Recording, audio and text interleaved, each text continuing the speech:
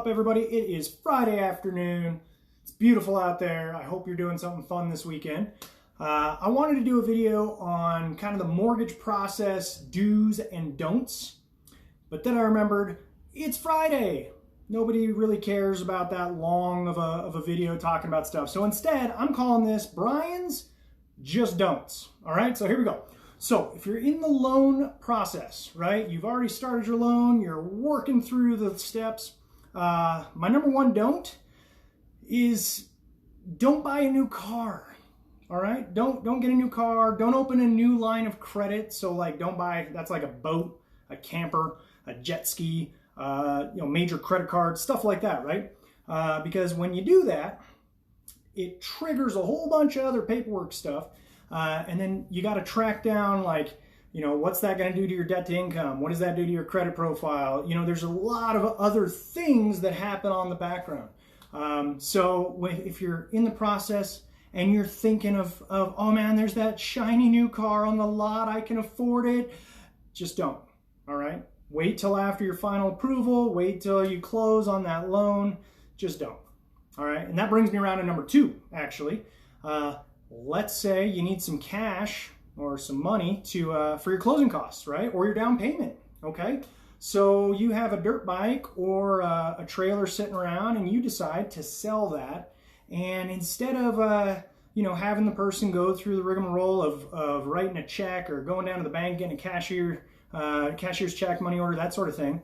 And you don't want them to have to do a bill of sale. So you just take cash, right? And you throw that in the bank account. Yeah, just don't do that either, okay?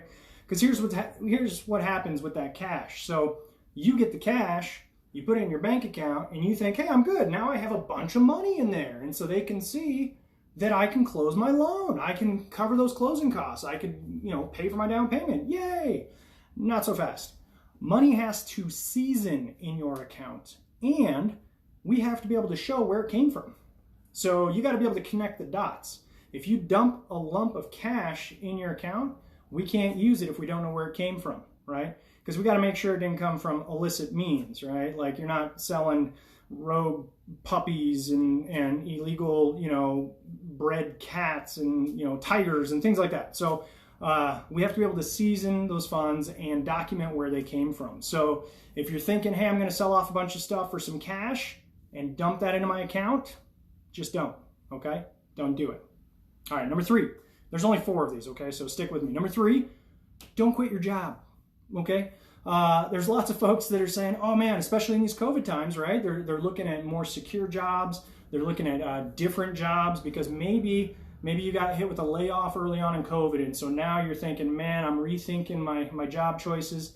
Don't change jobs in the middle of the loan process, because when that happens, now we need to wait until you've had another pay period so that we can document that pay stub, make sure it's the same type of job. So, did you go from 1099 to something else? Did you self-employment? Anytime you switch from self-employed to salaried or hourly, there's some other criteria that's involved there. So just because you might be getting higher pay doesn't necessarily mean it's a good idea to do in the middle of your loan process, okay? So anytime there's a major change like that, it triggers other things down the chain. And so every time we have to bump something in our minds, oh, that's just a couple hours, or maybe that was just a day for the underwriter. Well, that goes to the bottom of their stack, and now it turns into 3 days, right? So our one change can turn into a lengthy change on the back end, and that could cause you to miss that closing date and have to extend and push that out. So if you see that new job and you're going through the hiring process and you're really excited to get that, if they love you, they will wait, right? So just don't change your job in the middle of the loan process. Just wait till you get that, those keys. Wait till you get the keys, and then down the road you decide, hey, now I'm going to change jobs. Cool. Awesome. All right. Number 4, this is the last one, and this is more for just kind of etiquette, right? As a buyer, if you're shopping for homes, and you're really concerned because this is a hot market and you want to make sure that you have the best opportunity and potential to see all the homes all at once. And so you think, hey, the more agents I work with, the better chances I have at finding that perfect dream home. Just don't, all right? Don't do that. Because if you're working with multiple agents, as the lender, I don't know who the point of contact is, right? So it makes it really awkward for me to think we're working with, Sally. And so I send Sally updated documents, and Sally says, whoa, what happened? How did we go? When did you go under contract on that home? And then you say, oh, well, actually, I'm working with Bob. For that home, I'm working with Bob. So send everything to Bob for that home. Sally, I'm working with for this home. So send her this stuff. Guys, it's just super awkward, right? And it sucks for them because guess what? Buyer's agents, they don't get paid hourly. They don't get a salary from you. They don't take any money from you, the buyer. They don't get paid until that transaction closes, right? And they get paid from the listing agent. Well, the listing agent's broker, but anyway. So when you have multiple agents out there hunting for homes for you, they're going to work their tails off to be your agent. But if you're working with multiples, you can only close with one, right? So really, you're burning up their time, okay? You're wasting their time because there can be only one, right? For my Highlander folks out there. And so you guys, just don't do it. Don't be shopping out there with multiple agents. Find the agent you like and just go with them, okay? And just have faith that they're going to do their best job to get you into that home that you're looking for, okay?